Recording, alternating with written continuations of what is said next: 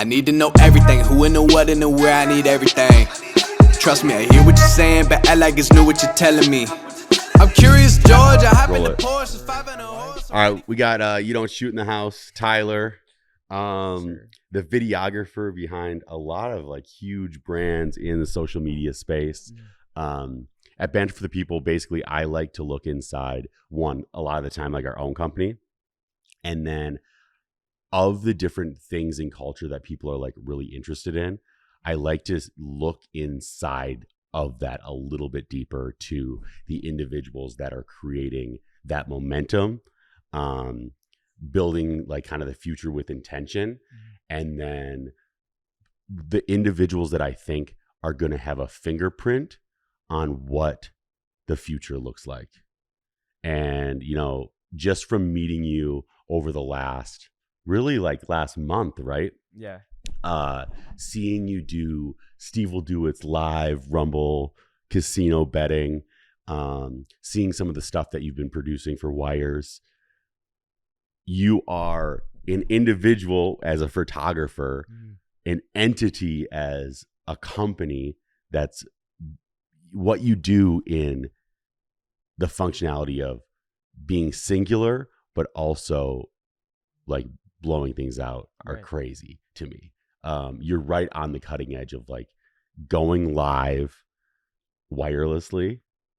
And I just wanted to get you in the space, give you a chat, and see what you're thinking about in like some of that space. So appreciate you being here. No, of course. And I appreciate you having me. Again, this is my first podcast ever. So it's just funny. But as far as like what we're doing right now, I just know that something's going to happen big. I don't know what exactly. Right. But like something big is going to happen pretty soon. So I'm just waiting for that thing to happen as I'm like going through it, because every day you're noticing with these companies that are giving us these tools to make the content that way and have these productions in that style. You're just paying attention to everything that's getting released, you know, just studying what's the latest and greatest thing to use to, you know, make to make the process simpler and better. What I think it's always fun to lead with in this conversation with you is what's happening during those lives. And, you know, you'll have like 100,000 people watching this at a time. Right. That's a huge stadium. Everybody's gone like live on Instagram. Right. And we've seen that type of experience. And so as a viewer, we're used to looking at it as like, oh, well, yeah, he's just like live on a phone watching Steve and his buddies gamble. But it's way more than that. And there's this weird discrepancy of, one, the viewer doesn't need to know that there's way more happening than that. Right. But at the same time, the industry does need to know. And people that actually see what you're doing, they're looking at it and going, how the fuck is this happening? So like when you get into this mix, like how have you started to build that system yourself? Because you're not able to turn around and ask anybody what it looks like. Right. So see, that's the thing, that no one's really done it yet, right? So with that being said, you have to go and study in multiple areas of each individual thing, and you kind of have to tie them all together. And then with that being said, it's like when I went to start the procedure on how to do like just filming and being able to film live, it's like you go to your first live, right? Where it's like, okay, we want to be at the basement of a casino or second floor in like these brick ass walls. So, and like, let's go live in this small room. So the biggest thing was me basically wanting to do an event, and I wanted to film this event, but I wanted to be able to have wireless connection.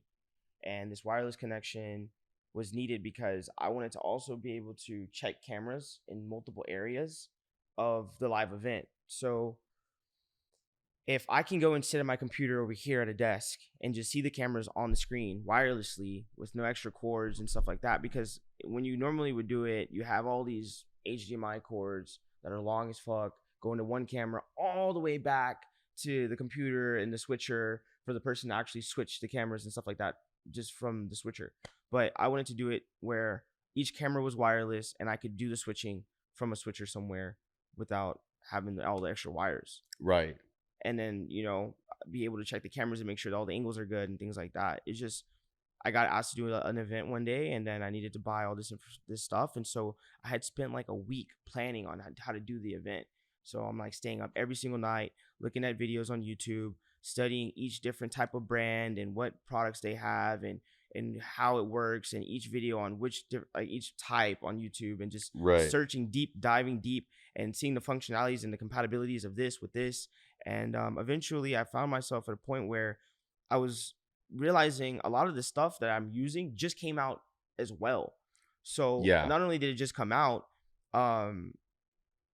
people are not thinking to use it for that anyway, because it's like live.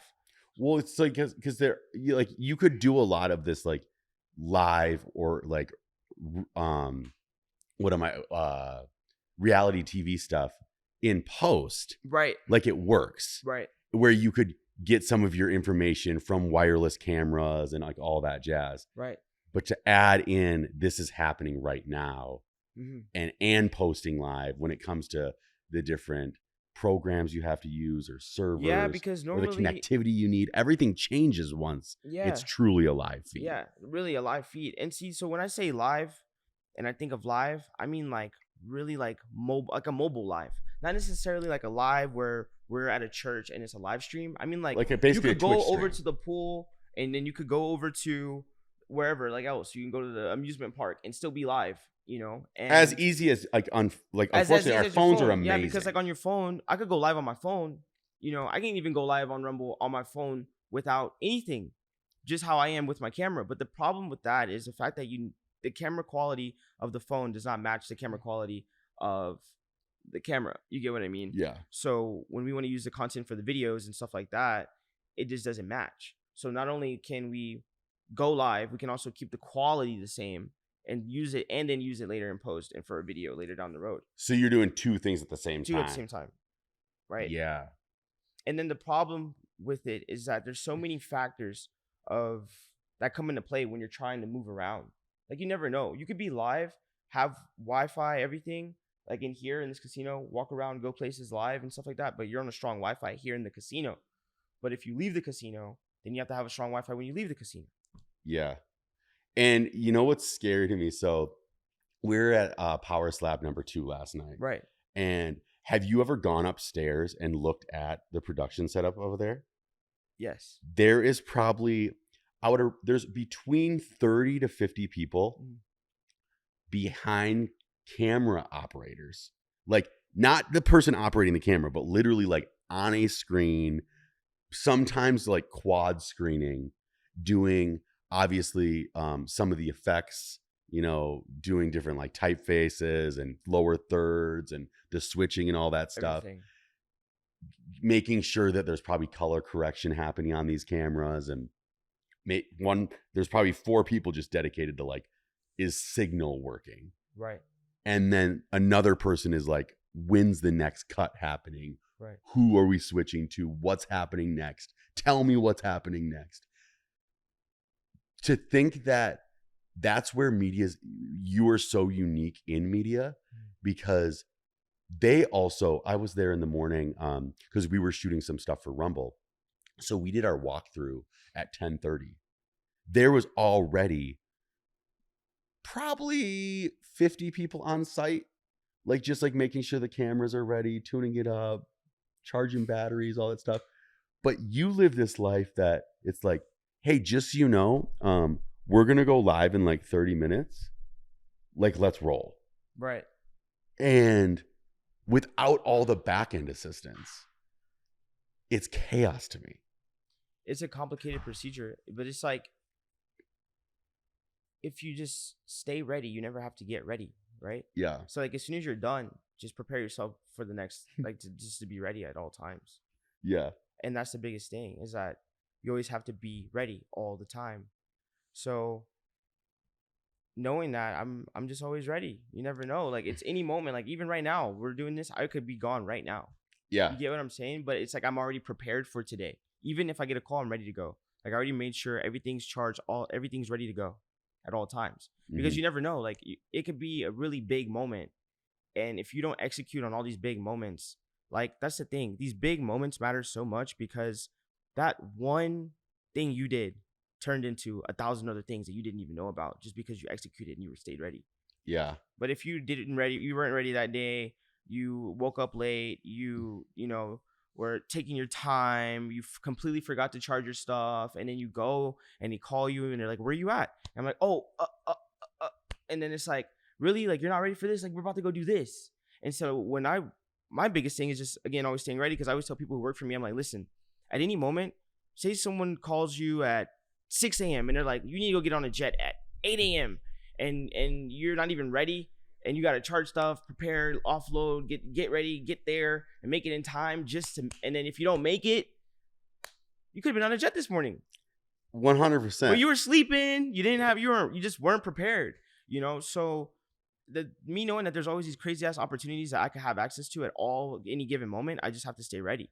But what's interesting about stay ready to you, though, in my perspective, because I'm a little naive to it, because you're doing something that only you understand. Mm-hmm.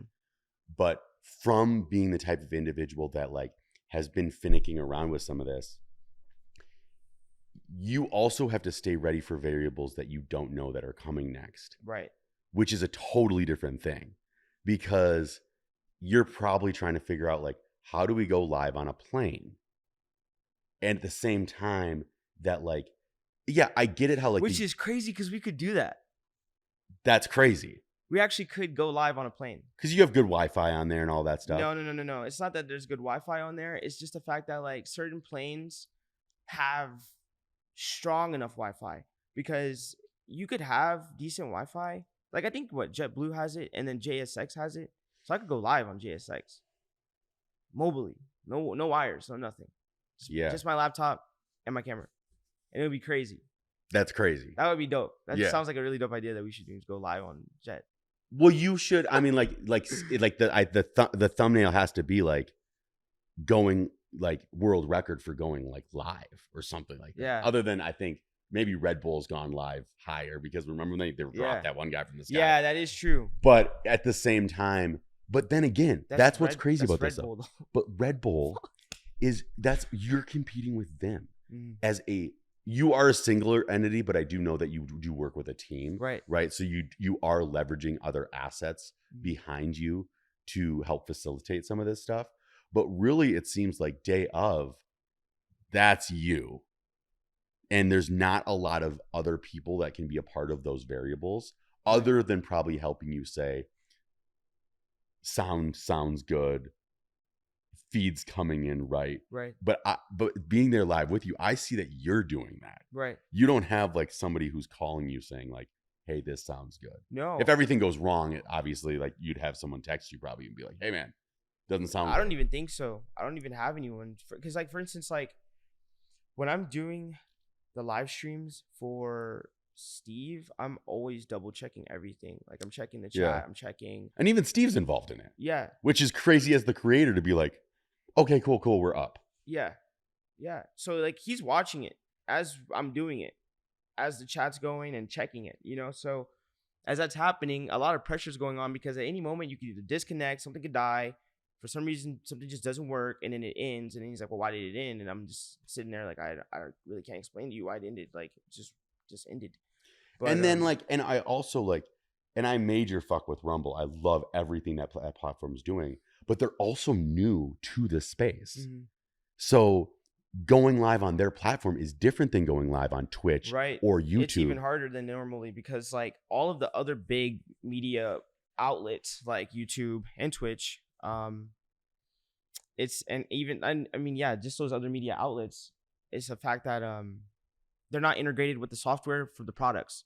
So when a product is released, it's already integrated with YouTube and Twitch because of how big they are. And they have all those partnerships with Restream and all that stuff. They have the partnerships. They're already integrated. Their servers work together like even better because they're already tied in. So for you to use like a custom like RTMP, it's harder because it's just a random server, just random server feed straight to what I'm doing from Rumble off a cloud. So it's like so many different things that are just not up to date yet with what I'm doing, but like that's as up to date you could get with it on that platform. Right. And that's what I love about it is, one, the user doesn't need to know all the nuances that are happening, but at the same time, it's crazy to see the variables that are ever changing though, because even like I do see Rumble, what they're doing well is they're innovating really quickly. Right. So they've caught up on pretty much all the levels. There's just like little integrations that need to happen as far as some of the plugins to allow more people to do it. I think as they grow, because like right now is a big moment for them. So I think what's happening right now is everyone is realizing that Steve got on Rumble. Matter of fact, when Steve got on Rumble, I was there. So I was there for the first real Rumble video that happened with Steve. Yeah. And we went to Dubai. We met up with Andrew Tate. We took 6ix9ine with us, and we filmed the first video all together for Rumble, for Steve's Rumble account. And in that moment, I think with Andrew Tate being who he is, 6ix9ine being who he is, and Steve, those are 3 powerful names to then combine a push towards Rumble. And so now you have people like Kai Cenat getting on Rumble, I Show Speed getting on Rumble, and now you have Dana on Rumble with Power Slap. Everybody's going to Rumble. Yeah. Like last night outside of like those just right-wing guys. Yeah. Yeah. And so it's kind of crazy to have like the biggest names and live streamers, because like 6ix9ine's like one of the biggest artists ever in history. And then Andrew Tate is like the most known for going viral ever in history. Well, and I saw platforms. like academics there last night at Power Slap. I'm like, Yeah. oh, okay. Like Yeah. you did, like there's Yeah. big pieces Yeah. moving, and I'm like, oh, I see what's happening. And Ak is trying to get on there, and there's Dijon. There's just so many big names that are. Yeah, you know, I don't know how to say that guy's I don't know how name to either. pronounce it either, but I just know he's. But big. we know he's huge. Yeah, he's big over in UK. UK. Yeah, So it's much different, you know. Like, so to have all those people coming to this platform right now, it's a big deal. Now, all of them are on the platforms. Like you're on Twitch, you're on Kick, and Rumble, going live. None of them are going live mobilely. They're all live, sitting at their computer with OBS and the chat on the screen, and they're just stuck there playing a game or making people watch videos. Steve is really the only person to really go live and go places while live, you know, and that's like what we like took off in that direction, because it's much different. Like I don't have to watch you at a computer. I don't have to watch you in the same room. I get to watch you go and talk to this person, or what happens. And people are walking up to you as you're going through the lobby. People are saying, oh my God, Steve. Oh my God, Steve. So it's much different. Like there's so much interaction, so much more stuff going on. And it's more entertaining than watching someone sit down at a computer and you just see stuff in the background of their room. Like, and so if everyone doesn't shift in this direction that we're pushing, eventually it'll just get boring and they'll just lose their following and no one will want to watch it. Like I don't want to watch you sit in your room, unfortunately. Well, that's what's crazy about when I go to like the sponsorship side of my brain, right? The engagement that's happening on a live is wild. Mm-hmm. I mean, the feed is blowing up. Yeah. Where if it's just your typical premiered music or like YouTube video, right? The live chat's hitting, but not like that. Mm-hmm. And so an advertiser has to be going, holy shit, like where do I fit in this space? Right. Because things are moving really yeah, quick. And that's another thing too that I'm hold on. Sorry. That's another thing too that I'm also thinking about as far as advertisements go, because there's just a lot of money to be made, right? Like I'm focusing on different ways on how you can make more money every single day that we move forward, because people can place themselves in a live. Okay, maybe I want to give a shout out to such and such in a live. Maybe I want to have a PIP and pop up, one of our sponsors in the live. So there's just so many different things that you could do as far as making more money while going live. And nobody really understands that yet, because again, we're in a whole different like wave for it. But again, like my thing is, those are things that'll make more money in the long run as we progress. Yeah. And people will start thinking, oh, I need to be on their live. Right. Like, look at the engagement. Because I am one of those people that I haven't had cable for probably a decade now. I watch all my sports through a VPN and go on whatever site the game's on. And then pretty much all of my news comes through some sort of YouTube channel or podcast on Spotify, right? So when I'm watching cable last night with Lulu, it's crazy to see how many commercials are actually I like forgot that you have to sit through sometimes like almost 10 minutes of commercials, it feels like. And on a live, you know, people like, so we have like Bounce Back Beer right now, right? And on a live, like Timmy will be out there being like, hey, Bounce Back Beer, Bounce Back Beer. And it's interesting because some people could think that's happening too much. Hey, like you drink a Bounce Back. But, and because on a live, like people get really sensitive about what's too much. Like if Steve did an ad read right in the middle of the live, the comment section would hit and go, we don't have time for this. But he should, because what in a different type of way. I don't think he should do a straight ad read. Right. But like blowing that out with giving space for sponsors, I don't think corrupts it entirely. It's more so, but you have to do it nuanced because it's different. It's more so like, say we're on a live right now and I'm walking around and I'm doing this live stream with Steve and we have our sponsor Prize Picks. Prize Picks will have like a little digital animation that'll slide across the screen. Follow Prize Picks. And all of a sudden you don't even really think about it, but we're still advertising Prize Picks. Prize Picks pays us to do that advertisement. Right. And they just get used to seeing that on the live. Yeah. And then boom. And then he doesn't have to say it, but it just happens. Have you seen who is it?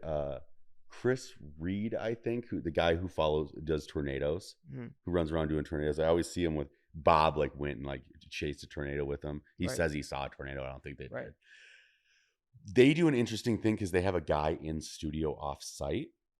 And what I do really like about what his feed does is so while I can't remember, it's Reed, but he's Reed the tornado chaser. I don't know. I think it's Chris. Anyways, he will do breakdowns of what's been happening in the chase. And then also we'll talk about the storm. So the guys are in the car going crazy.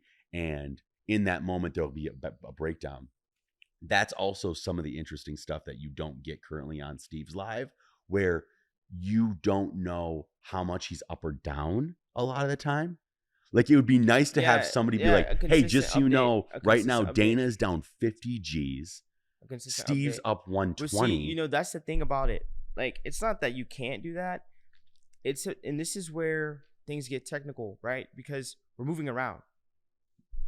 It's not that I can't station multiple camera angles and capture the cards in the PIP over here, and then you can see the cards consistently all the time, and then also get all the interactions. I can. But the thing is, like, when you set up a camera, it's on a tripod, so it has to stay there for that specific thing that it's there for. Yeah. So if I leave, when Steve leaves to go play slots, that camera's going to stay on those cards. Like, you'd have to have someone pick up that same camera, restructure the camera during the live feed, go. Then you have to have extra people. Like, it starts getting too technical. Well, that's what sucks is everyone, and again, I do even roll back what I'm thinking about, because like everybody has fucking ideas for you. And you're like, I get it. I've had every idea you've ever thought about. Right. And I'm still accomplishing 90% of them right now. But at the same time, we're doing the best we can. That's the best you could do. Because they're not thinking about all the other external factors that go into it. Oh, we got Bounce Back live. That big bear is coming out of his villa cave. Looking What's up, good. Timmy? Bounce Back. Well, so on Bounce Back beer right now is available at State Social and Barney's Beanery. And this man was the main character last night at Power Slap 2. Yeah, he actually was. He was the main character. Well, I was trying to make it fun. Like, I love data, so I want the product to sell. There was writers in front of me stealing all my lines. Arkansas was the greatest. They loved you. Someone was like, "This guy's from Arkansas. He's tough." And the other thing they kept saying was eating hammers. They stole that from me. Eating hammers? Yeah. I like that. I like that. Yeah. Eating hammers. I loved it. Being there was so like Game of Thrones. like I felt like we were like the elite royalty, and we're like, let them fight for their freedom. That's actually how I envisioned it at the same time. It Not was gonna lie, I did feel that way when we were so there. much more barbaric than I really Yeah, wanted to believe. yeah. It was awesome. Because you think if you watch an MMA fight, wrestling match, or boxing, the person you're trying to hit is trying to defend themselves. So even if you catch them, they're in a position of like gravity. These guys are standing flat-footed, Having to take and that hit. taking hammers. Literally have to take It the is. hit. It is. They're taking total haymakers. I don't care if it's open-handed. It's brutal. It's a slap. It's like getting hit with a This window. is And it's a Steve smack. like posted this dude when he was announcing like the live yesterday. Yeah. And like was showing how this guy's like the champion, and Yeah. everyone's so excited. Like, look at how well he's doing. I didn't see it till after I saw that guy. I think he's probably drinking through a straw this morning because they couldn't wake him up for like 5 minutes after. It was a big white dude. Yes, When I remember. Yeah, he was out. That Out was cold. scary. Yeah, from the Hawaiian. Hawaiian was crazy. Flying Hawaiian. Flying Hawaiian, Lilo and Sleep Stitch. in Hawaiian. And then we have that new champion, I gotta that check dude, my tickets. that dude with the dreads that has the big gauged ears. Yeah. So this dude wins after he gets knocked the fuck out on a fault. And he wakes up, Dana puts the belt on him, and he's all cocky about it. It's like, dude, it took Yeah, it's pretty 4 crazy. minutes to wake you up, and That's you're pretty being all crazy. cocky about being the champion. Yeah, yeah. That What are didn't we even- talking didn't even about? count like you lost. Yeah, you lost. technically lost. Big time like, lost. You know what I mean? Going downstairs. You guys. Timmy, we love you. Are you here all day today?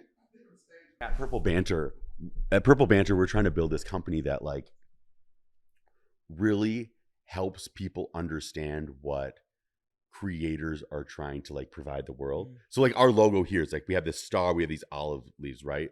And so like we kind of like protect these stars Yeah. in the sense of like, and I don't mean by like stars as like in celebrity, but like stars that like shine light Right. in dark places. And then the olive leaves are like these within the Bible. It's like this. What is it called? Well, anyways, it's basically olive leaves are an olive branch to be able to help people understand like what these people are saying, right? But what we were kind of talking about is we live in this world where it's chaos. Yeah. There's all of these things happening. You could like drink all day. Yeah. You could do a lot of illicit drugs or activities at any time. But like, I really am in this space because I want to build media in a place that allows more well-intended, fun, goofballs, intelligent intellectuals to have an easier ability to promote their vision of the world. Right. And so I have to stay as like just normal and unique to be highly functioning and have the capacity to kind of do both, because I might be in front of the camera, I might be behind the camera, I might be on a sponsorship call. Like I want to build sort of something great. I'm not willing to be the person that's like, oh, we're in Vegas this weekend, so let's burn it all down. Because I want so much more than today. I really want tomorrow to like look vibrant.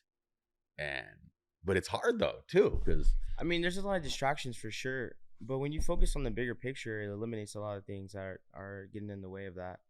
Because as you get closer, you start to see the value of what it is that you're doing, and so every second counts more and more and more down the road.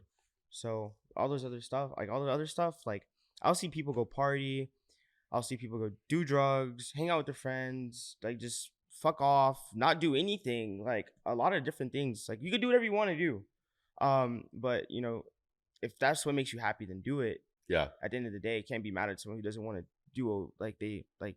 Oh, can't force. You know what I mean? I don't But know. at the I same don't time, care. I don't care. Like either, I don't. but I'm I just have. saying, I like, literally have no judgment, and I totally get why you would do that. Right. I just don't have the capacity because of what I desire. Exactly. But I totally get why people desire that, and I have no problem with that. Like it's no fault of their own. Yeah. I agree. But we're two interesting dudes that are like, we're up pretty early while a lot of people are sleeping. Luckily, everybody within like what you're doing with like Full Send, Nelk, and Happy Dad, Right. Uncle Timmy and everybody over at like Power Slap. It's funny that on the perception of a lot of the viewers, you would think that a lot of these guys are like degens, like running around, Yeah. Rudderless, whereas if like with no sense of direction and all that stuff. Yeah. It's not that. Like these are like Yeah. highly intelligent, well-intended people that aren't fucking their body up as much as you think. Like, No, Steve's at the gym like right now. yeah, He goes to the gym 2 times a day. they Walks started as treadmill partiers, every day. but it's different now. Yeah, it's much different. I think Steve's probably like the healthiest he's ever been right now. Just because like there's Arturo who's training him every single morning, 2 times a day. That guy is an animal. And he's killing it. Like he helps me with a lot of stuff, honestly. But yeah, he's killing it right now, helping Steve and things like that. But like you would think that that's what they're projected as far as their like their brand, their image, and things like that. But And early on, I get why that perception still lingers. yeah, Steve's done a really good job of he's very intentional about I'm not that anymore, man. yeah, Like, look, how old is he? Like 25? 24, 25, It's like, dude, he's still like so young. You're how old? 24. You're 24. And to think that people have already kind of grown up, because he kind of acts like a mid 30-year-old guy now. Yeah, You know, like he's Yeah. grown up to a point where it's like his entire day is surrounded around health and then just creating like a fun, goofy scenario with his friends. yeah. What do you try to, like within the entity of like Steve Will Do It? What is your intentions behind that product? If you look at it as a product. I look at it more so as a brand, Okay. a worldwide brand, because he's global. Like he's everywhere. He can go at any. He can literally take a plane and go anywhere he wants at any moment, and people will know who he is. So it's just like a worldwide brand, that's grown to be what it is, you know. And Steve helps so many people all the time, and he's such a funny guy, and he's known to go viral for being funny and doing funny things, and just being very generous and People changing think people's that's all lives. behind, like it's only in front of the camera giving. Mhm. It's like, Right. no, dude. Right. Like you don't Right. have enough battery life or storage in your camera, and you're not around him all day to capture Exactly all of everything it. that Like, he's dude, doing. he's giving. His entire day is giving. It's chaos. It really is, and he's super generous. I've worked for a lot of people, but like one thing about Steve is that he's so genuine, no matter who it is, and he stops for every single person and lets every person come up to him to get a picture. He never really says no to anyone ever, and he's always given more than he has to give all the time. It's so odd because you know you've always heard of like classic rock stars. Like Steve Will Do It. When we're at the Red Rock right now, this is kind of like his local bar. Yeah, Like it's his hometown bar. yeah, And that's how he treats it. So it's like, I come in, I have some drinks here, I know my people. This is his Cheers bar. yeah, The whole hotel. literally. And we've heard about rock stars in the past where you're like, dude, they are assholes. They're above themselves, they're egotistical, they treat Mhm. individuals that are cleaning or driving the cars or all that like shit. Right.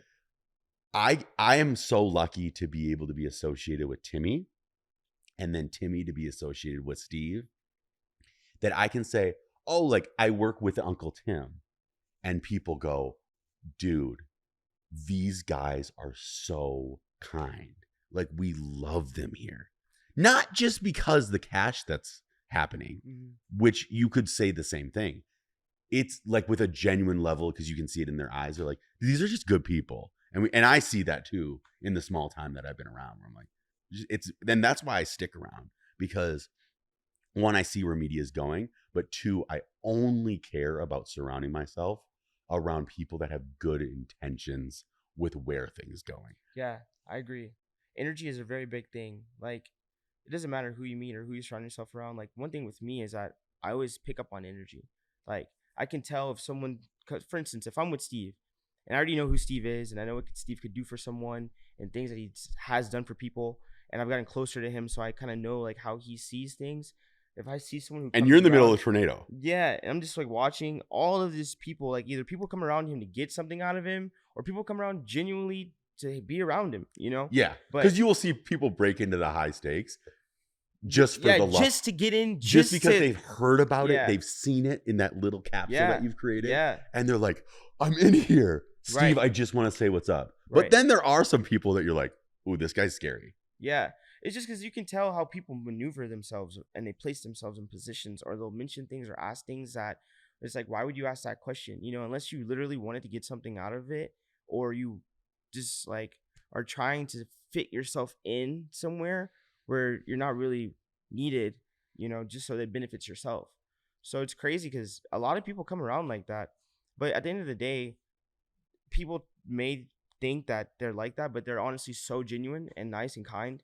And they don't put themselves up here. Like even Dana doesn't do that. Like Dana's the nicest person ever. Like I'll walk in there, I'll just be in High Limit by myself. Like Steve won't even be here because I stay here like all the time.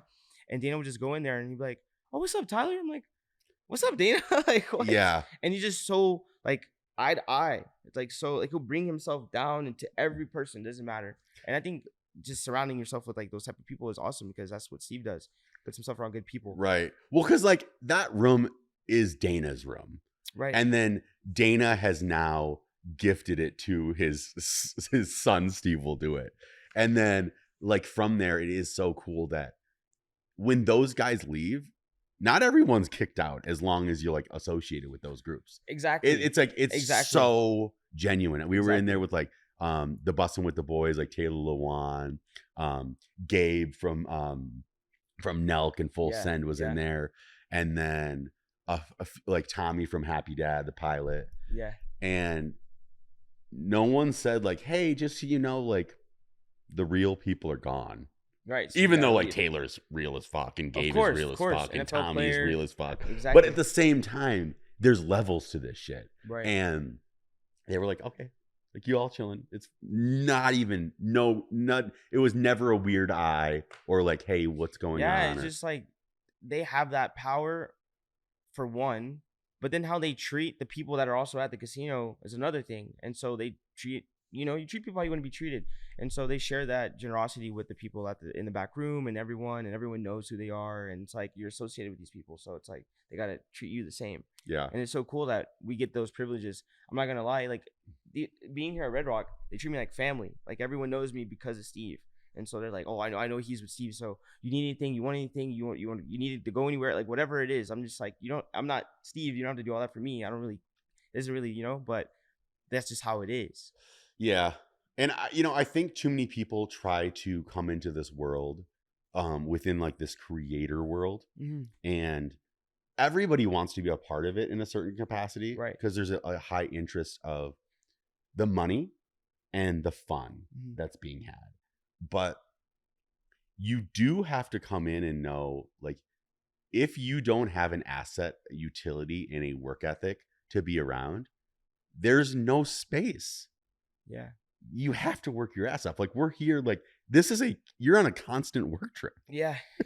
24/7, any moment. So that's one thing I want to touch on. There's so many people that DM me and call me and ask me and say, "Hey, Tyler, can I work for you? Or can I work for you and Steve? Or can I work for you for free?" And I'm just like, first, I don't say no right off the bat. I go and check to see if they're good. I'm like, all right, is this person good? Have they been putting in the work? Do they have a great portfolio? What kind of gear do they have? What are they posting about? What are they doing? I study them. And then if they're not doing anything, then I just don't respond. And then if they are doing something, I give them a test trial. So I'll bring them around. I'm like, you know what? Here's an opportunity, a really big opportunity. So come with it. Let's see what you got. And I won't tell you to do anything. I'll just give you something super huge. Like, all right, I'll pull out a plane. Like I'll bring a jet and I'll bring 2 crazy cars and whatever it is. And we'll just have that shoot. And then you come and do the shoot. The whole time you're thinking so much about the moment. You're not even really doing the work that you need to do when you're there to make it keep going. Yeah. So you're probably posting yourself while you're there or flexing or whatever it may be. "Oh, look what we're doing. Yeah, we're here." But you're not focusing on, all right, look, I need to get these dope shots. I need to do these angles. I need to change this. And people feel that they don't have the power to do that. But that's the whole reason why it's there. So I'll give you the space, But then once I put you in and you don't do anything with it, then I'm not gonna call you again. Well, and even like as our company with Purple Banter, and I want to continue to be seen as an asset utility to things that are happening in all of these different spaces. Right. I look at it and I go, okay, I see this live stream that's happening right now. It's blowing up.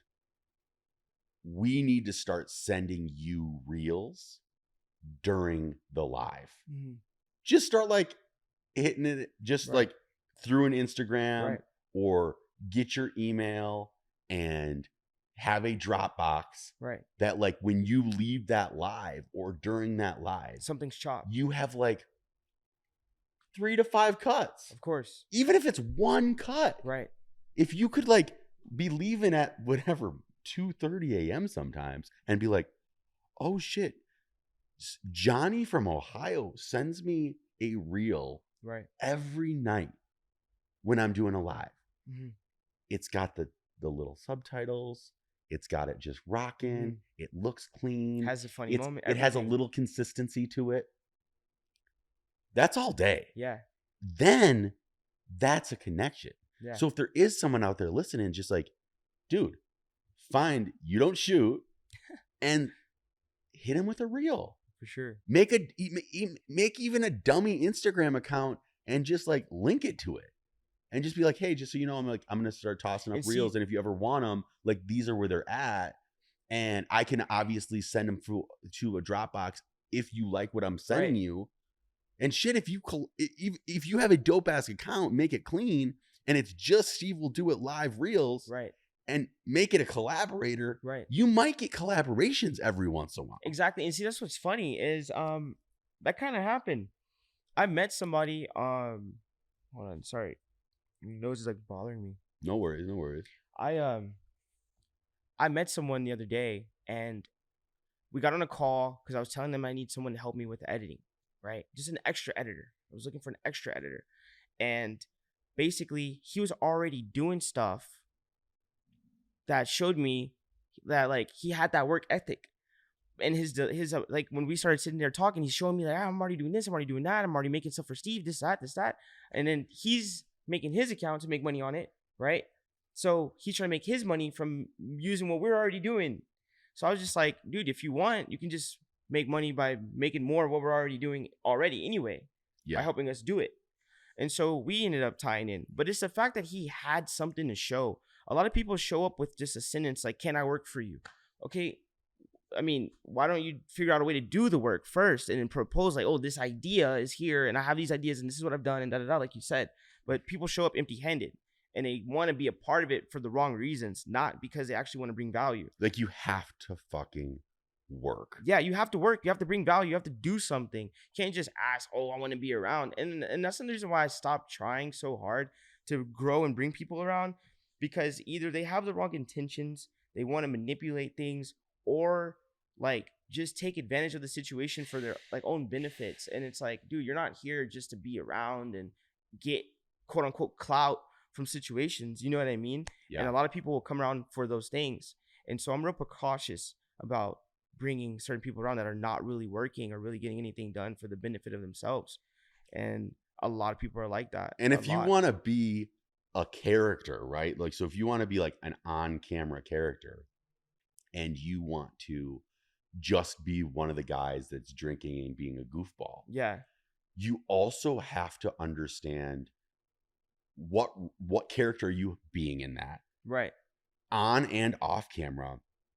And you have to know what's happening in the moment. Mm-hmm. You can't just like show up and be like, oh, hey, just so you know, I'm going to be the main character. Because it doesn't play.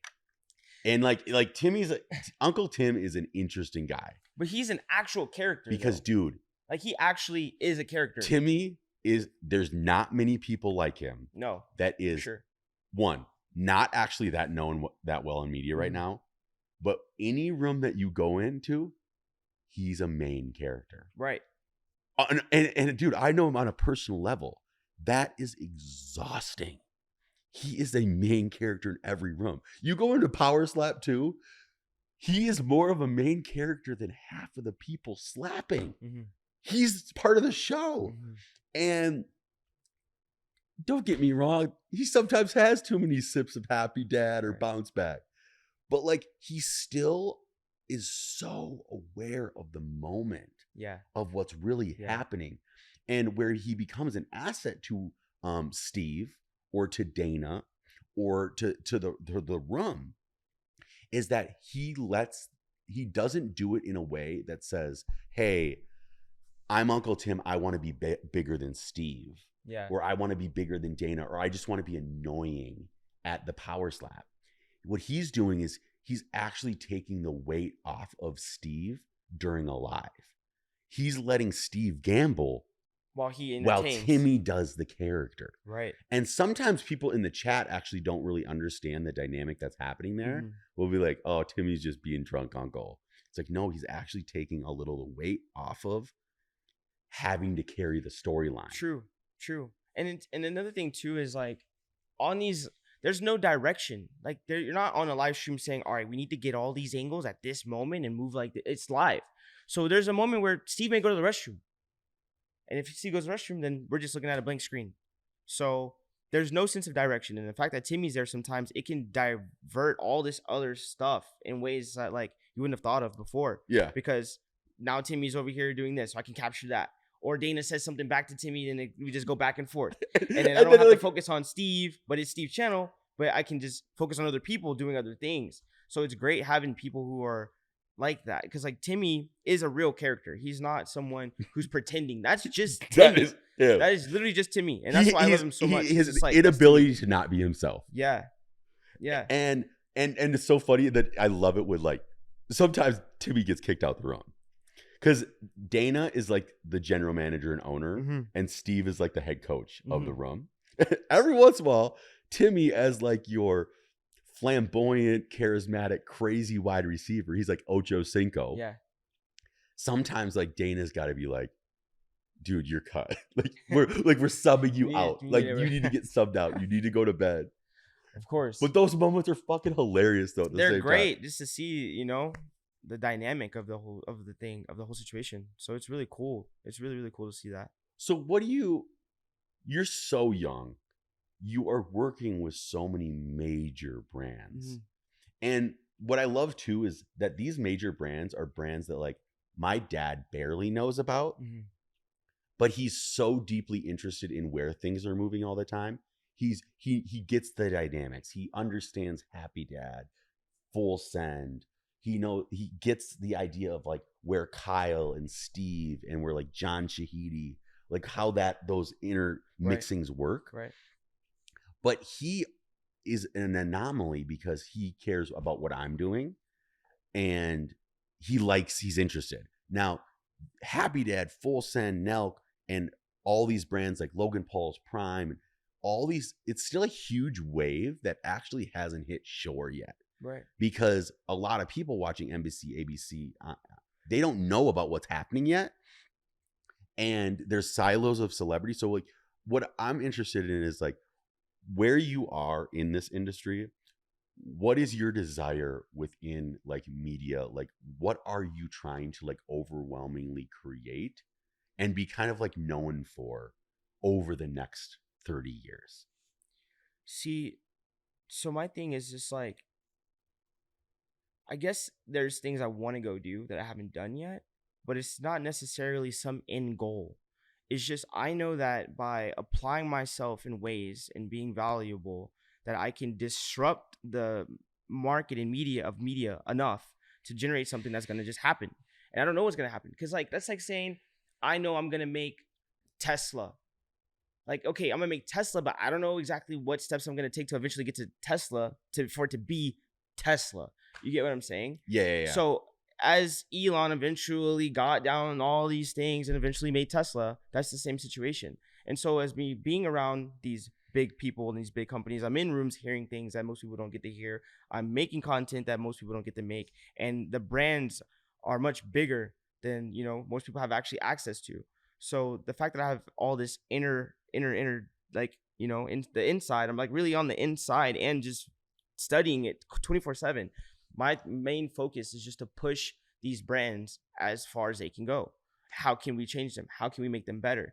I look at Happy Dad as being like, huge. You know what I mean? Bigger than a lot of different things. Like last night we were at Power Slap. I mean, We're at Power Slap. There's the podium where they're getting slapped. There's Rumble on there. There's Happy Dad on there. And we're filming Power Slap. So it's like all those three tied together. It's like those are huge brands, big sponsorship deals are happening. And it's like, you back in the day, you would see a sponsorship deal, or like you go to Formula One and it says Rolex. Like Rolex is huge. Everyone wears Rolex, and that's how I see Happy Dad. It's like Happy Dad's huge. Everyone's drinking Happy Dad. Everyone wants to be a part of Happy Dad. And if like the Budweisers of the world, the Miller Lights, right? Anybody doesn't see this with full clarity, these brands are coming and they are going to eat your lunch. Of course. Like they're going to eat you. Yeah. And I don't think they know it yet. They don't even understand. Those are, for instance, it's like, say Steve right now in like 10 years or whatever you have I don't know really how to explain it, but basically Walmart, like someone made Walmart. That person made Walmart. Walmart became this huge thing, but they didn't adapt to all of the other stuff that happened or the things that they could have known later down the road. So it just it was accustomed to these things. Yeah. And I get how you get big and die. Accustomed. Yeah. Like, so it's not that about, it's like, but that's like the brand, you're born in the world. You're like, oh, there's Corona. It's Corona. You're not even thinking about like how it all happened, how it all started. Well, you're on a beach. It's Corona. Yeah. But like if you're at a frat party, it's Happy Dad. Right. It's already there. Yeah, it's already there. And so as it's scaling and growing, it's just going to be huge. Like just huge. Yeah. Just a huge brand. And they do so much more than Budweiser or Corona. Like when you see Budweiser and Corona, you only see it on either maybe a billboard or a commercial or maybe an ad on the YouTube channel. Rarely. But they don't have the reach as Happy Dad does, They just don't. So it's much different. Like the reach based on either Steve's page or Kyle's page or the Full Sin stuff or everywhere else that the reach is going, or all these kids tagging it. People are wearing the hats because they're cool, not because it's a like hard not because it's a beer, like a hard seltzer. I mean, like it tastes like great. It has all of that stuff, but it's so much like more. I wouldn't really wear a Corona hat, 10 years ago you would. Yeah. Right? But like things have to ebb and flow. Like the ocean goes in and it goes out. It has the tide changes. And what I see just right now is like the tide is changing big time. Yeah. Yeah. It's just a new push. It's a new wave of things happening consistently with the fact that social media is so powerful. Like back in the day, you didn't have the social media platforms to really get out there like that. And it's free.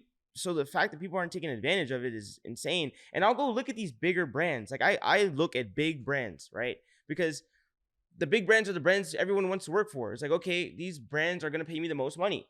Like I'm not going to go work for a car dealership that has a couple little cars on one street and they have a tiny little yacht. You want to work for Mercedes? I want to go work directly with Mercedes. I want to go work directly with Aston Martin. I want to go work directly with Ferrari. I'm not going to go work with this small time person. This doesn't make sense if you really want to take it to the next level. So it's the same thing. Like the bigger the brand, the better, right? And so you have these big brands, but also they are not accustomed to the way that we're pushing out social media, like content. They just don't push out content as much as they should. They're not doing things that a lot of us are doing because of their brand image, and they feel they're too big.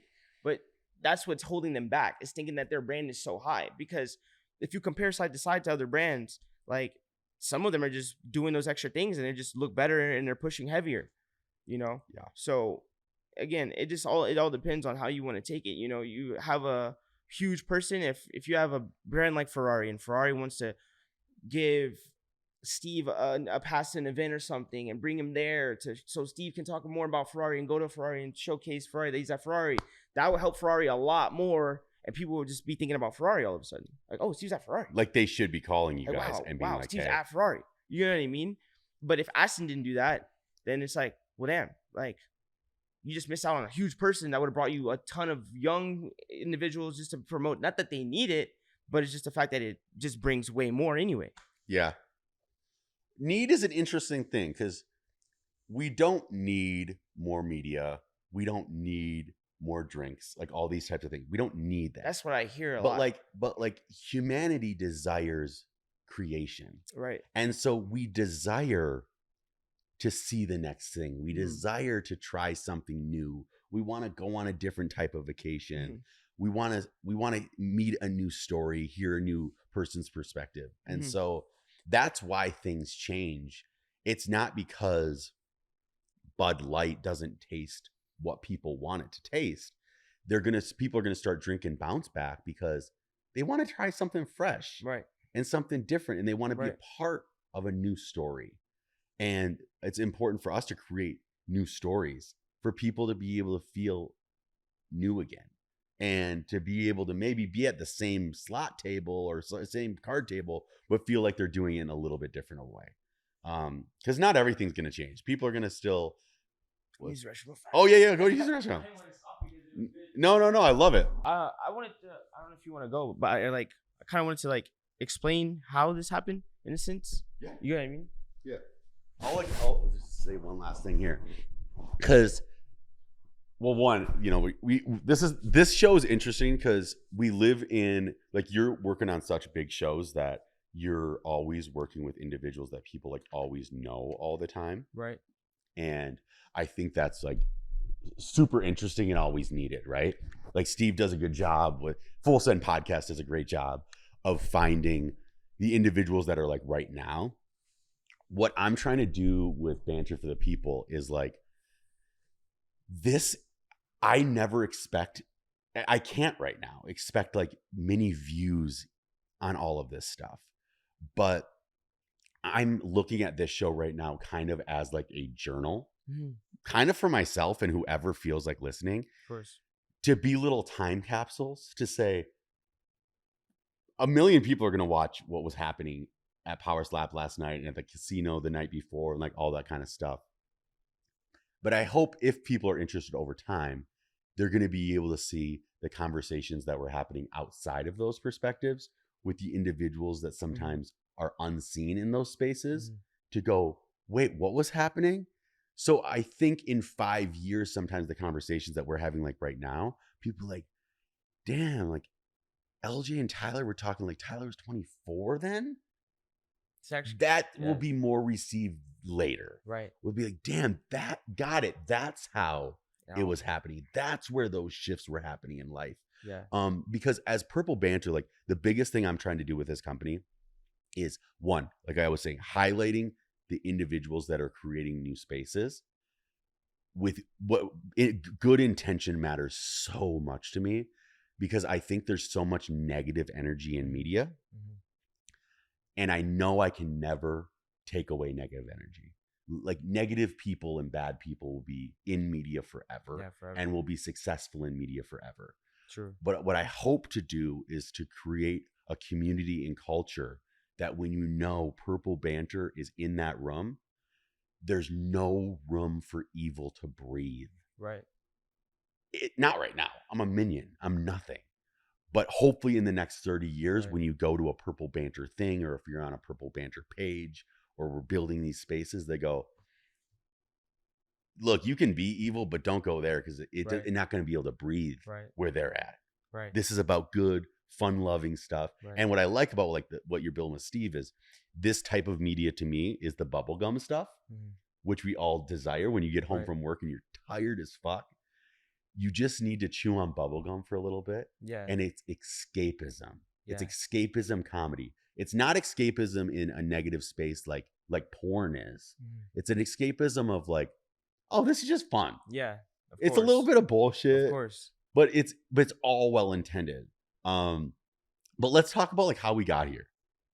I mean, for instance, from the start, the very beginning. No, kind of just talk, what you were saying, yo, I want to address kind of how we got here. What were you kind of thinking? What was on your I was mind? thinking more so because people always ask me, it's so what made you get into making media, doing what I do now? What made me want to do it? Yeah. Is what basically people ask me often all the time. And I always give a generic questions oh, I just wanted to chase it, saw people doing what I wanted to do. Hustle. Do it. But really what made me do really made me do it is when I started out, I always had desire to do something, whether it was my previous things I was doing before it, or just me trying to go get like a 9 to 5. I always wanted to do something with my time. Sure. Because like you have to make money, life's not free. So basically I was in school, and I was in high school, and I took a class my sophomore year, film class, and I like saw that you could do that kind of thing, editing. I started liking editing and things like that, and then I never really took it serious, and then moving out of that school, and then just never went back to that class. But it opened my eyes to a whole different world, and then I was always making videos as a young kid too. Why do you think you didn't take it seriously at the time? Because that was in my vision. I didn't want to I didn't want to do videos. I didn't want to take pictures. I didn't want to have a camera. I didn't want to do none of that stuff. When I was doing videos when I was younger, I was making videos when I was like 8 years old, and I was making videos for me to do dancing. Like I wasn't even making videos for me to take videos of like cinematic things or anything like that. I started with snowboard videos. Yeah, we'd make a snowboard video every single winter. I didn't think of myself as like a videographer or a filmmaker. Right. We were just like, we wanted to be able to bring home the coolest trick. Yes. And show our buddies and some of the girls and show a party. So we'd view it live at the party, and everybody be sitting around like, dude, it was shit, right? And they're like, cool guys, can we like go out now? Or we're in middle school kind of stuff. Of course. So that's how it was for me. I just had a camera, like either it was an iPad I had, and I would film dance videos all day and upload them to YouTube. And I was like, one of these videos has to go viral eventually, because I was seeing kids go viral making dance videos on Instagram. So I was like, if I make a dance video, I'll go viral and I'll make it. I could go get on America's Got Talent or something. I'll make it. And that was like my vision. Make it meant just like be financially free kind of stuff? Like be financially free, do what I loved at the time, and just get paid to do that. Got it. Which that's like what happens now. But my point is like, that's what I wanted, to get paid to do what I love. And so I was just making videos all the time. And then I stopped. At one point I was like, I can't dance forever. So this is not going to like work. Like I have to do something that's going to like actually work. And like, does dancing tell your story too? Yeah. And for some people, dancing does tell their story. Right. But if it's not your story, then what are you doing? It wasn't. It was like something that I just loved as a kid. And so because I couldn't really play sports or things like that, I just did dancing. That was like my thing. I was able to go do, because I couldn't play sports. I was like, I wasn't allowed to take stress and stuff like that. Because when I was really young, I had heart surgery. So when I was like 4 months, they were like, he can't play sports. He can't do any extracurricular activities. Whoa. He can't do none of that stuff. He has to be like really stress-free and things like that. And so when I always felt like I couldn't do what I really wanted to go do, and I would see other kids doing stuff. So I was like, I have to find something to go do. There's something that I have to like. And so I would make videos of me dancing. And I liked that the most, because it didn't require me to do anything. Right. And like growing up, I didn't have any money.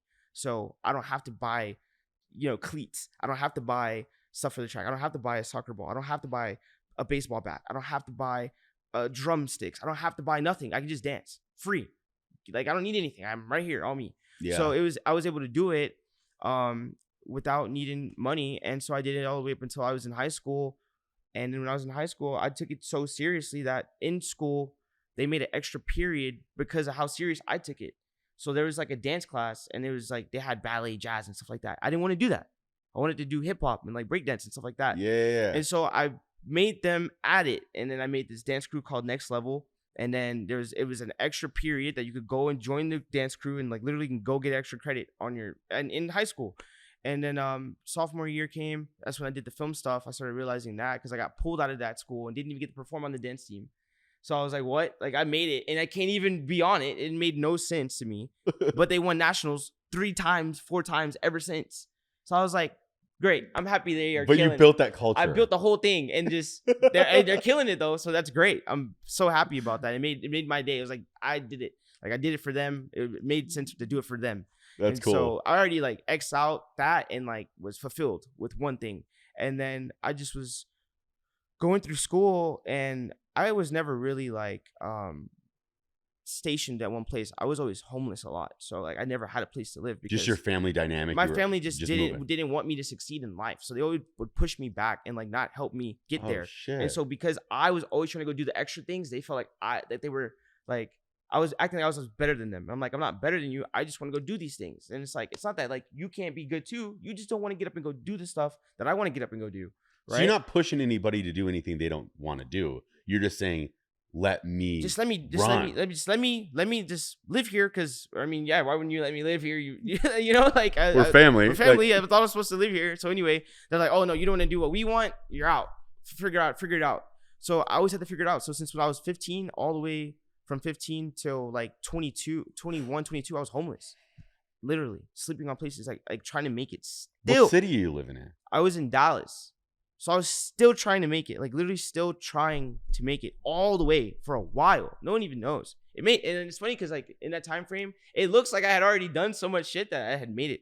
But Well, I really and what's hadn't tough make it for yet. some people to hear is because like there's maybe like a 30-year-old, maybe even a 40-year-old listening that goes, I feel like that right now. Mm-hmm. Because like they're listening to a 24-year-old kid being like, man, I wish I always could make it. But right now you're like in a place of growth. Right. I wouldn't say made it yet, but Right. like at least you're in a Still pushing. a lane that makes a lot of sense for you. Mm-hmm. But yeah, but they don't understand that you had to come to terms with that earlier. People don't understand a lot of things. People may think that like just because they see me now that they know me, but they don't know me. Like for instance, like they don't know how much I had to go through just to get the chance to do the shit. Like it was like I always wanted to do it, and it's like I see so many people with no restrictions, nothing holding them back, access to everything, funds and all, and time, and they're just not doing anything with it. So that's the difference between me and them, is the fact that like I had to get the chance to go do it and make something enough of it to make me be able to get ahead. And now that I have the opportunities, I'm taking them with no remorse, and I do not care. I have no sympathy for anything, because like I literally did not have the chance or opportunity. So it's like, with that being said, when I was in my senior year, I was like, you know what? Forget it. I just dropped out of high school. I was like, I'm not going to be in high school. Fuck it. I'm leaving high school. And I had half a semester left. Literally had to just get my 6 credits, and that was it. And I could have just stayed for, the rest of the semester. But I was like, if I waste any more time here, I'm going to literally eat myself alive. And you're homeless at the time? Yeah. And like, what was homeless? Like, So like, I'm bouncing around different houses, from place to place, switching schools, sleeping with some friends. Some friends would be like, "Oh, he can't live here though." Like, and I would just try to find another place. So you were even bouncing around like to uncles and aunts' houses. Yeah, uncles, aunts' houses. But like literally sometimes high school friends. Yeah, high school friends, my dad, and then like it's just so many things. The problem was everyone just didn't like the fact that I was trying to go be more. They literally did not. Like my uncle was like, you know what? You're not allowed to be on that dance team. Da da da. I was like, what do you mean? Like, why would you take that from me? Were you in that like annoying state in life where like you were trying to speak it into existence more than you were able to like do it? Right. Because I remember literally my best friend Kamal, right? I like care about so much politically. I love like this media stuff. Mm-hmm. And we were building this company Juice Spot together, right? And I'd always be talking about like politics that were going on. I'm like, man, we should do this thing. And there was a point, I remember one night he was like, then just fucking do it, dude. Like you're talking about it way too much to not actively be doing it. Right. And as a best friend, he's like, I want you to succeed, but like you can't talk about that. You have to just go do this thing. Mm-hmm. And so that sometimes I get where sometimes like friends and family can get like a little annoyed when you're like, I'm trying to do this. They're like, and they're like, I don't have any capacity to help you, but like, just, you better start doing it then. Yeah. And it wasn't necessarily that I didn't start doing it. I was doing it. I was at 14. I was 14. I went to go get a job. I'm walking a mile every day to this grocery store to buy groceries, literally. And I even showed up in a suit to get the job. And then, oh, here.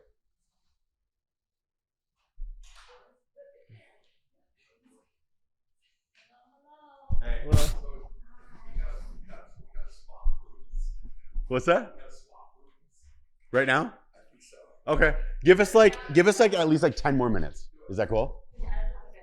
Love it. Okay. I don't think they're gonna. Okay, so they're not gonna do that. Okay, so you are literally walking miles to. Yeah, every back and forth, because I mean I didn't have a car, and like I just wanted to get like a summer job right before high school, and so I did, and luckily they let me get the job because I literally showed up in the suit. So I was like 14 years old bagging groceries trying to get the job, but the problem was I wasn't able to miss church. So because I was missing church, sometimes they're like, listen, you're either gonna not work on those days. You're either gonna not work on those days and go to church, or you can't live here. And so I was like just trying to go work.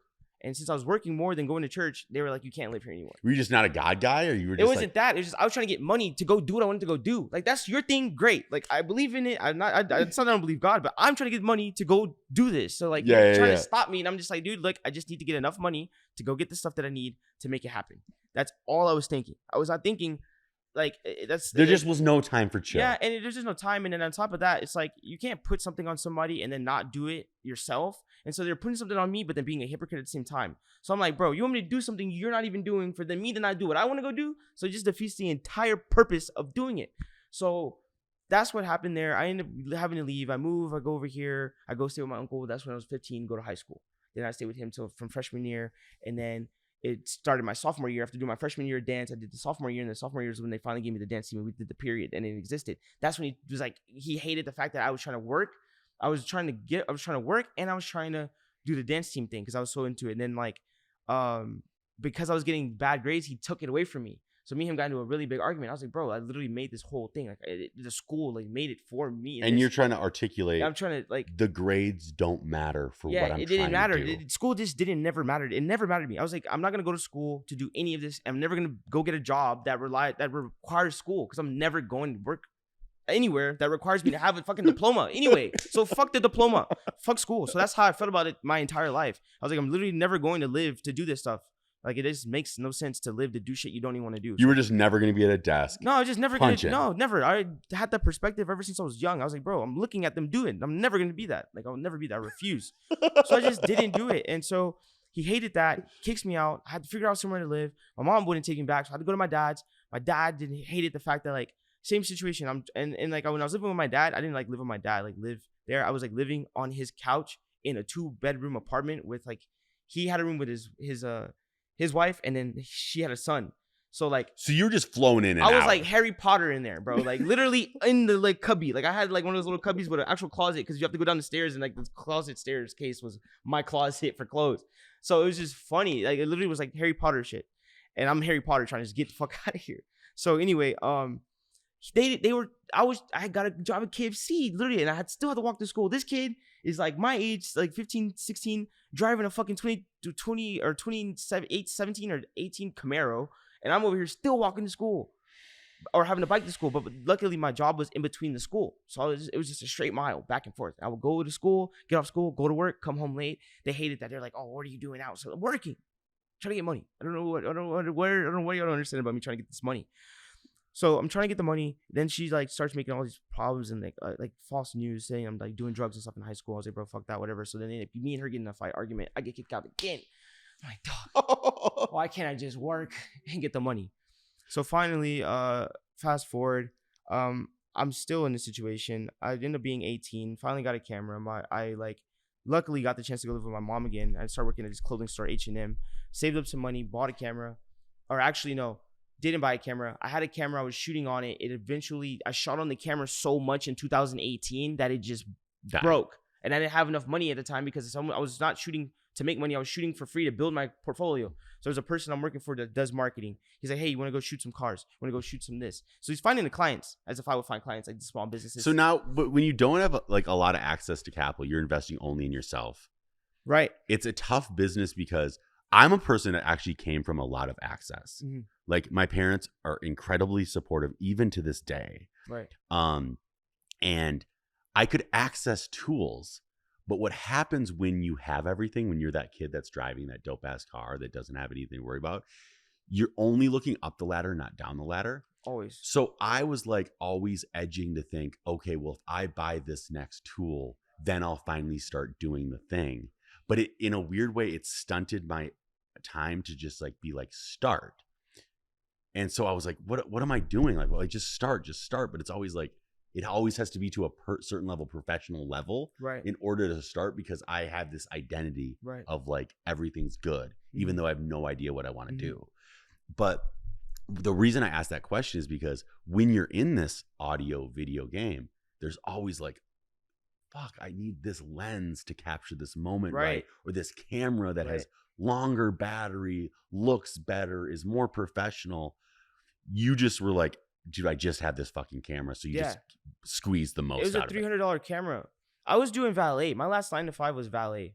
And I got fired because I took a $20 tip. So I took the $20 tip, and I was just like, dude, the dude was like, don't give it to them. I'm literally just trying to give it to you. Like, I know you guys always have to give them the tips. You just keep it. So I gave it to him. But the dude was like, knew that guy always gives tips. So he's like, let me check your pockets. He saw the tip. He took it from me. He's like, you're fired.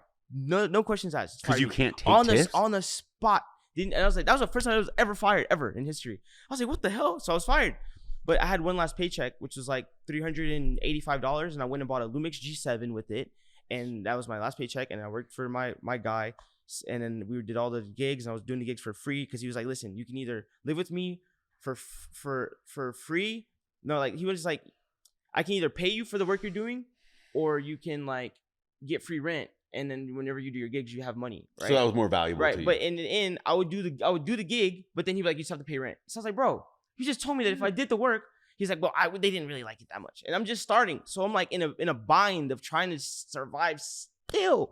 So eventually, I just got tired of having to be under that person, and like I was making all this content for them, and it was great content. Eventually, it opened doors for me in a lot of ways because I was able to establish this portfolio. So I had a dope portfolio after shooting so much stuff with that camera to the degree that it broke in a year. And that's in a couple months. And then that was when I was like 18, 19. So then, luckily enough, when that camera broke, my mom was like, you know what? I'll get you a camera.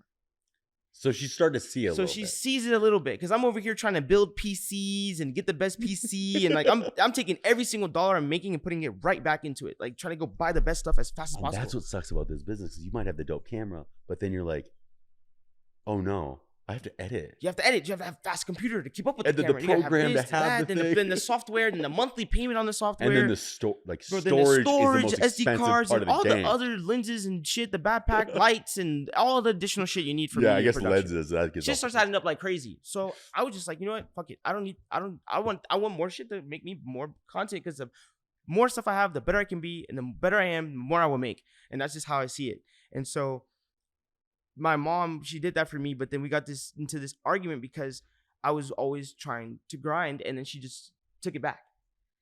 So she takes the camera back. I have no camera. I lock in a contract with this company called Empire Exotic Motors. I was like, dude, I just got a big contract, paying me $1,500 a month. I'm thinking it's big. Shit. $1,500 a month to shoot exotic cars. And you're like 19 years old. Yeah, like 19 years old. And I was, at that time, I was still trying to figure out where I was going to live. So I had a $1,500 a month contract, no camera. How am I going to do it? My friend bought me a camera. He bought me a camera. That camera That's where God life. shows up, dude. He's changed my life. So I was able to still keep the contract. And then I was basically living at my friend's house in his car. So my friend Peso is funny. He had an old beat down car in his backyard. And so I had nowhere to go. So I would just sleep in his car. And so I was sleeping in that beat down car in his backyard in the grass, just stuck there. You just didn't have room in the house. Just had no room in the house. And so I was sleeping there. I had my camera, and I would go to the dealership whenever they would need me to shoot the cars. I would shoot, and then I would go back home. I would shoot, and I would go back home. And eventually someone realized I was homeless, and they were like, all right, well, look, you can stay in this office. So there's like a little office room they let me stay in. So where are you editing stuff if you live in a car? I had a laptop at the time. And I went from my PC to getting a laptop. So you just go into his house and like use the Wi-Fi, and I didn't need Wi-Fi. I was just editing pictures. But then when I would go to the office, I'll upload, because I would take my laptop, go to the office, and then they had a monitor, so I just upload there. Fucking annoying. And so I was just shooting products or just simple car just pictures. Photography. Just car pictures only. Easy. So the car comes in, take 40 shots of the car, upload it, put it on the website. And so the company was going down, and as it was going down, I learned everything about the car dealership business, whether it was like the buy cars, sell cars, trade cars, Manheim, auctions, VIN numbers, Carfax, everything. I learned every single thing about cars. And then they were letting me drive Ferraris wherever I wanted at that point. They're like, here, take a Ferrari, go shoot cool shots in Dallas. Here, take a Lamborghini, take a Rolls Royce, take this, take that. Go ahead, you go shoot it. And they just let me take the cars and go drive them or whatever. And so as I was living there, they realized, again, I was homeless. And they're like, you can just stay here and you can use a cheap little Benz that's $8,000 to go to the gym and shower and come back. And so that's what it was. And I would just sleep there and shoot cars, and that was it. And as I was doing that all the way until like 2019, all the way right before 2020, he eventually the owner of the company eventually let me stay at his mansion, and he moved to Miami.